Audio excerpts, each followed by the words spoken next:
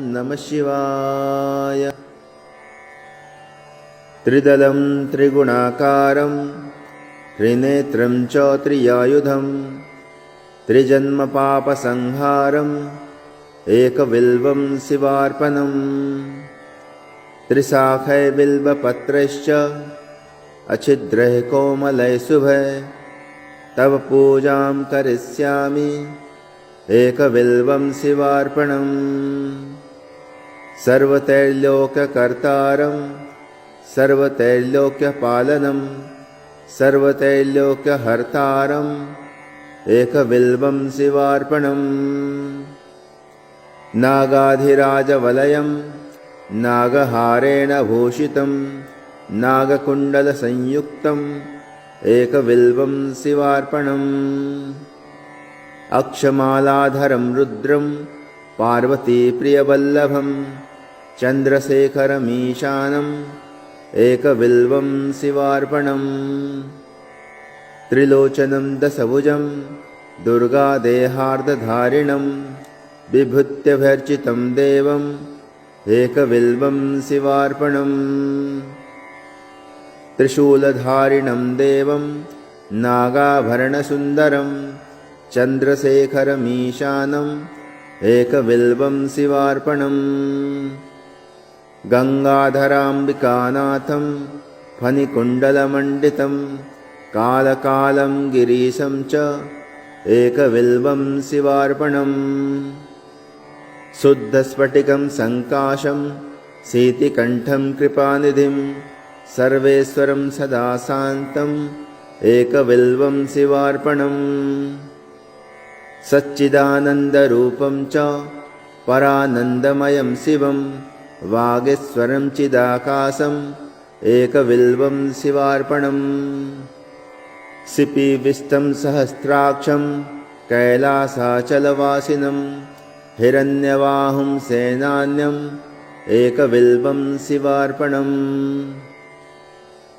अरुणं वामनं तारं वास्तव्यं चैव वास्तवं ज्येष्ठं कनिष्ठं गौरीशम् एकबिल्वं शिवार्पणम्।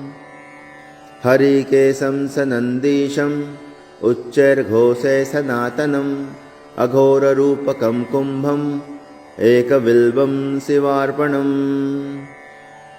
पूर्वजावरजं याम्यं सूक्ष्मं तस्करनायकं नीलकण्ठं जघन्यं च एकबिल्वं शिवार्पणम्। सुराश्रयं विषहरं वर्मिनं च वरूधिनं महासेनं महावीरम् एकबिल्वं शिवार्पणम्। कुमारं कुशलं कुप्यं वदान्यं च महारथं तौर्यं च देव्यं च एकबिल्वं शिवार्पणम्। दशकर्णं ललाटाक्षं पञ्चवक्त्रं सदाशिवम् अशेषपापसंहारम् एकबिल्वं शिवार्पणम्। नीलकण्ठं जगद्वन्द्वं दीननाथं महेश्वरं महापापसंहारम् एकबिल्वं शिवार्पणम्। चूडामणिकृतविभुं वलीयकृतवासुकिं कैलासवासिनं भीमम् एकबिल्वं शिवार्पणम्। कर्पूरकुण्डलधवलं नरकाणवतारकं करुणामृतसिन्धुं च एकबिल्वं शिवार्पणम्।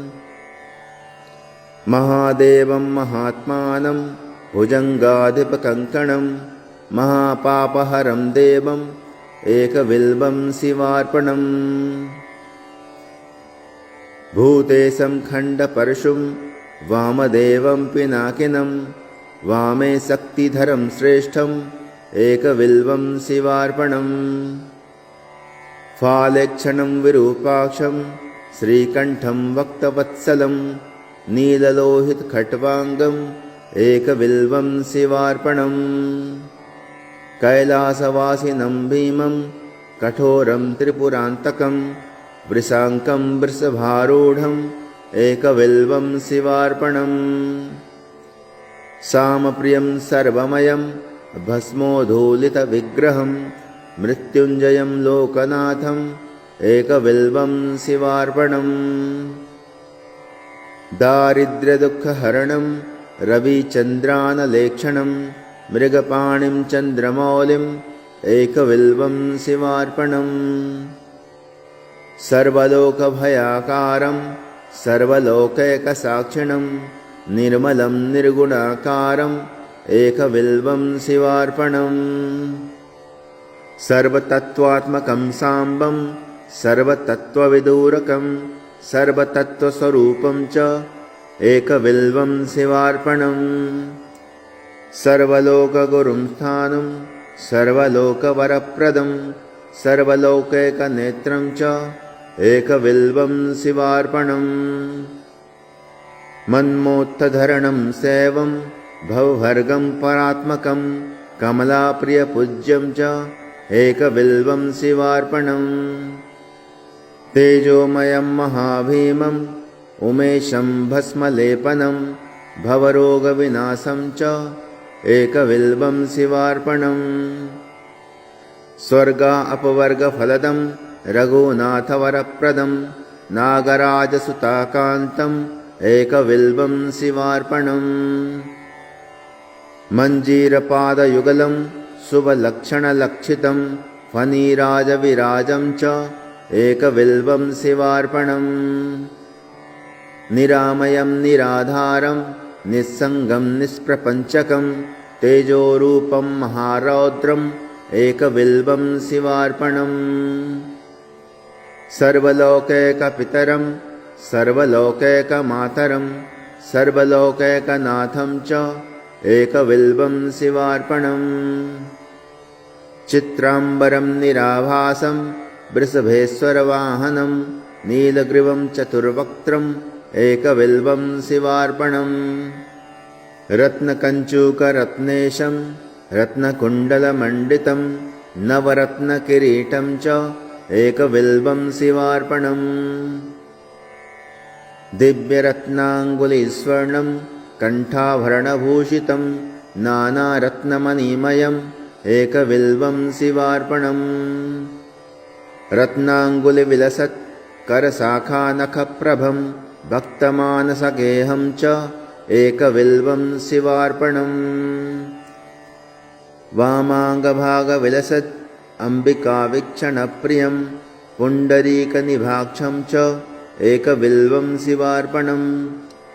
सम्पूर्णकामदं सौख्यं भक्तिष्टफलकारणं सौभाग्यदं हितकरम् एकबिल्वं शिवार्पणम्। नानाशास्त्रगुणोपेतं स्फुरणमङ्गलविग्रहं विद्याविभेदरहितम् एकबिल्वं शिवार्पणम्। अप्रमेयगुणाधारं वेदकृद्रूपविग्रहं धर्माधर्मप्रवृत्तं च एकबिल्वं शिवार्पणम्। गौरीविलाससदनं जीवजीवपितामहं कल्पान्तभैरवं शुभ्रम् एकबिल्वं शिवार्पणम्।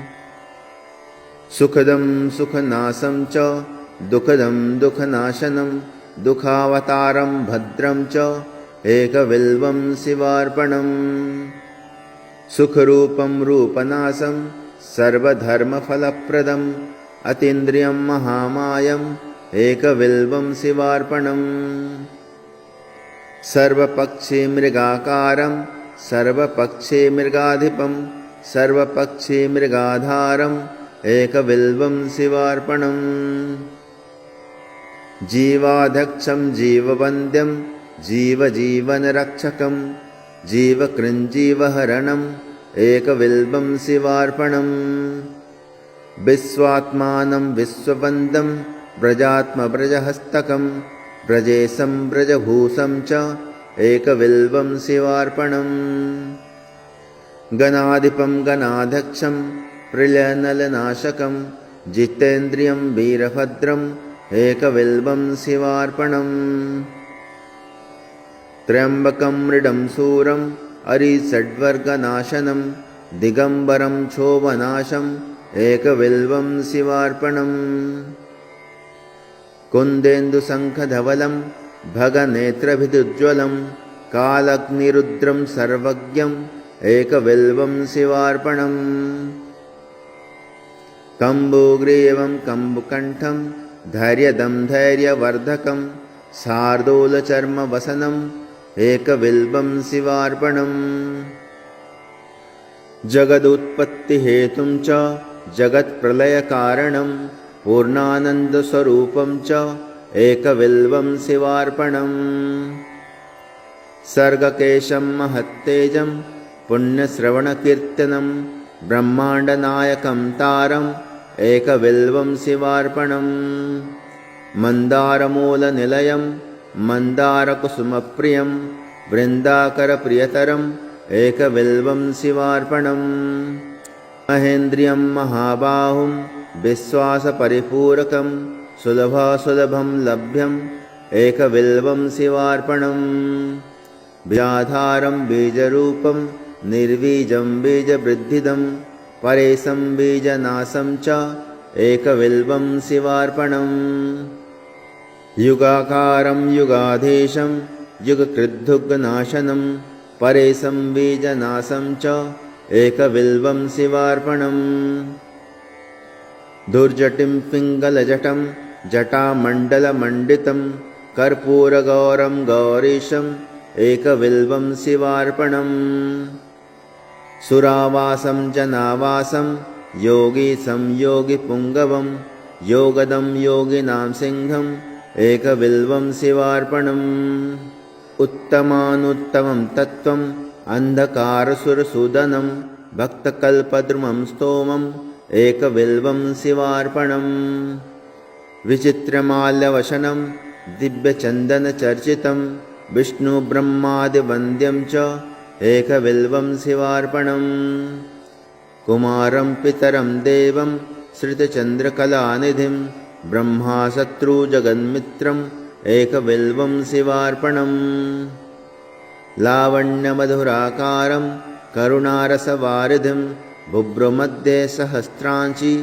एकबिल्वं शिवार्पणम् जटाधरं पावकाक्षं वृक्षेशं भूमिनायकं कामदं सर्वदागम्यम् एकबिल्वं शिवार्पणम् शिवं शान्तं उमानाथं महाध्यानपरायणं ज्ञानप्रदं कृत्तिवासम् एकबिल्वं शिवार्पणम् वासच्यूरगहारं च लोकानुग्रहकारकं ज्ञानप्रदं कृत्तिवासम् एकबिल्वं शिवार्पणम् शशाङ्कधारिणं भर्गं सर्वलोकैकशङ्करं शुद्धं च शाश्वतं नित्यम् एकबिल्वं शिवार्पणम् शरणागतदीनार्थ परित्राणपरायणं गम्भीरं च वषट्कारम् एकबिल्वं शिवार्पणम् भोक्तारं भोजनं भोज्यं जेतारं जितमानसं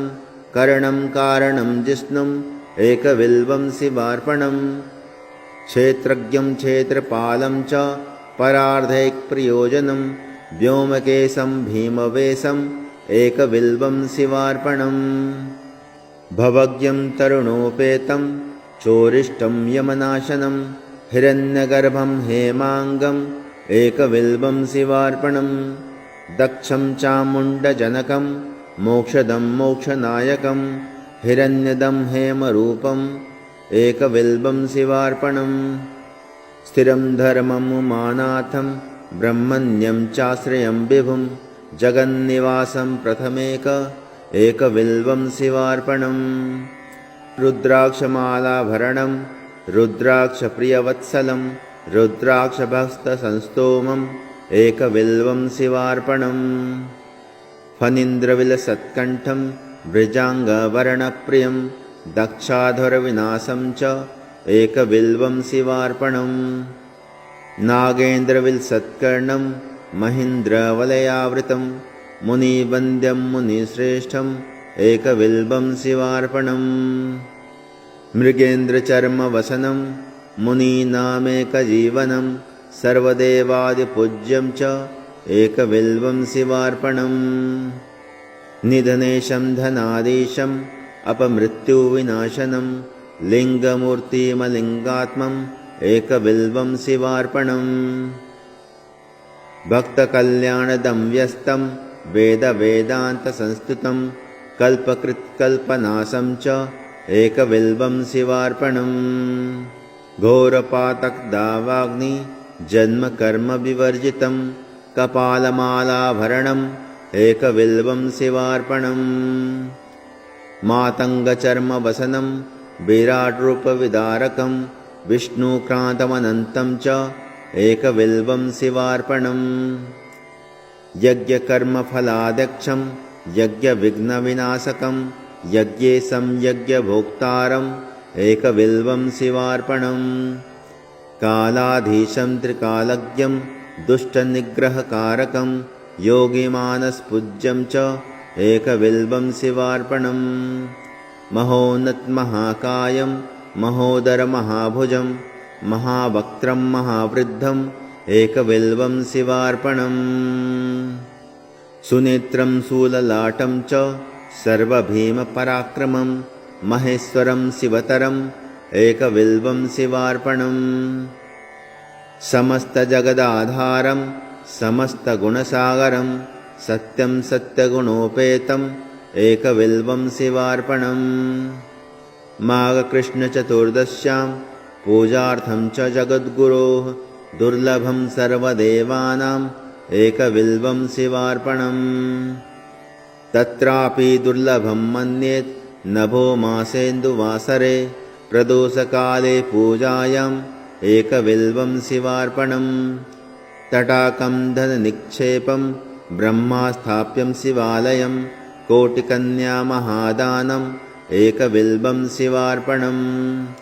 दर्शनं बिल्ववृक्षस्य स्पर्शनं पापनाशनम् अघोरपापसंहारम् एकबिल्वं शिवार्पणम्। तुलसीबिल्वनिर्गुण्डी जम्बीरामलकं तथा पञ्चबिल्वमिति ख्यातम् एकबिल्वं शिवार्पणम्। अखण्डबिल्वपत्रैश्च पूजयेन नन्दिकेश्वरं मुच्यते सर्वपापेभ्यम् एकबिल्वं शिवार्पणम्। सालङ्कृता शतावृता कन्याकोटिसहस्रकं साम्राज्यपृथिवीदानं च एकबिल्वं शिवार्पणम्। दन्त्यश्च कोटिदानानि अश्वमेधसहस्रकं सवत्सधेनुदानानि एकबिल्वं शिवार्पणम्। चतुर्वेदसहस्राणि भारतादिपुराणकं साम्राज्यपृथिवीदानं च एकबिल्वं शिवार्पणम्। सर्वरत्नमयं मेरुं काञ्चनं दिव्यवस्त्रकं तुलाभागं शतावर्तम् एकबिल्वं शिवार्पणम्। अष्टोत्तरशतं बिल्वं योचये लिङ्गमस्तके अधोर्वक्तम् अधेव्यस्तु एकबिल्वं शिवार्पणम्। काशीक्षेत्रनिवासं च कालभैरवदर्शनम् अघोरपापसंहारम् एकबिल्वं शिवार्पणम्। अष्टोत्तरशते श्लोके स्तोत्रादे पूजयेद्यथा त्रिसन्ध्यं मोक्ष प्राप्नोति एकबिल्वं शिवार्पणम्। दन्तिकोटिसहस्राणां भूहिरण्यसहस्रकं सर्वक्रतुमयं पुण्यम् एकबिल्वं शिवार्पणम्। पुत्रपौत्रादिकं भोगं भुक्त्वा चात्रयथेस्थितम् अन्ते च शिवसायुज्यम् एकबिल्वं शिवार्पणम्। विप्रकोटिसहस्राणां वित्तदानां च यत्फलं तत्फलं प्राप्नुयात् सत्यम् एकबिल्वं शिवार्पणम्। विप्रकोटिसहस्राणां वित्तदानां च यत्फलं तत्फलं प्राप्नुयात् सत्यम् एकबिल्वं शिवार्पणम्। तव नामकीर्तनं तत्त्वं तव पादाम्बुजः पिबेत् जीवन्मुक्तो भवे नित्यम् एकबिल्वं शिवार्पणम्। अनेकदानफलदम् अनन्तसुकृतादिकं तीर्थयात्राखिलं पुण्यम् एकबिल्वं शिवार्पणम्। त्वं मापालयं सर्वत्र पदध्यानकृतं तव भवनं साङ्करं नित्यम् एकबिल्वं शिवार्पणम्। उमया सहितदेवं सवाहनगणं शिवं भस्मानुलिप्तसर्वाङ्गम् एकबिल्वं शिवार्पणम् सालग्रामसहस्राणि विप्राणां शतकोटिकं यज्ञकोटिसहस्राणि एकबिल्वं शिवार्पणम् अज्ञानेन कृतं पापं ज्ञानेनावृकृतं च यत् तत्सर्वं नाशमायातु एकबिल्वं शिवार्पणम् अमृतोद्भववृक्षस्य महादेवप्रियस्य च मुच्यन्ते कण्टकाघातात् कण्टकेभ्यो हि मानवाः एकबिल्वपत्रेण कोटियज्ञफलं भवेत् महादेवस्य पूजार्थम् एकबिल्वं शिवार्पणम् एककाले पठे नित्यं सर्वशत्रुनिवारणं द्विकाले च पठे नित्यं